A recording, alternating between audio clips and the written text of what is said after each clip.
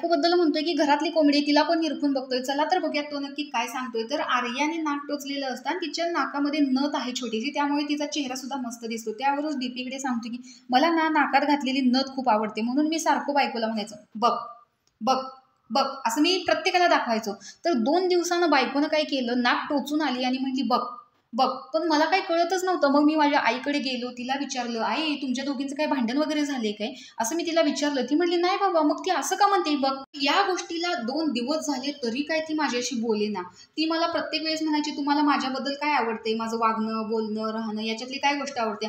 मग मी म्हणलं केस तर काय फरक दिसत नाही, ब्युटी पार्लरला तर जात नाही, त्याच्यामुळे त्याचा पण काय विषय नाही. केस तर लांब काय केली नाहीत, मऊ वगैरे झाली नाहीत, केसाला पण हात लावून बघितला, काजळ घातलेलं आवडतंय, काजळ पण घातलं नाही. मग काय म्हणते बघ बघ. तर त्यानंतर त्याला खूप राग आलेला. तर त्याच्याकडे 2च पर्याय होते, एक तर सांग नाही तरी मी आता चिडणार, हे 2 पर्याय होते. तिने सांगितलं की तुमच्यासाठी मी एवढं नाक टोचून आले, डोळ्यातनं पाणी येत होतं तरी मी टोचून घेतलं आणि तुमचं लक्ष पण नाही. तर आर्या म्हणते की पण तुम्हाला कळलं कसं नाही की हिने नाक टोचले.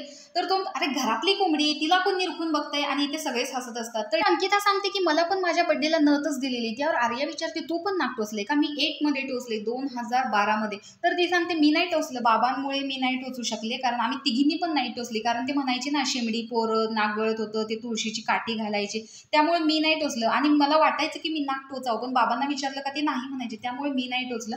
तर इकडे डीपीचा हा विषय ऐकताना अभिजित मधूनच निघून जातो की काय ही चर्चा आहे, आणि असं म्हणून तो दुसरीकडे जाऊन बसतो. तर डीपी त्याच्या बायकोने सुंदर दिसावं यासाठी बऱ्याच गोष्टी तिला सांगत असतो, असं त्याच्या बोलण्यातून कळून येतं. आणि प्रत्येक वेळेस डीपी त्याच्या बायकोबद्दल काही ना काहीतरी घरात सांगत असतो. तर तुम्हाला डीपीच्या या गप्पा कशा वाटतात या कमेंट बॉक्समध्ये नक्की सांगा.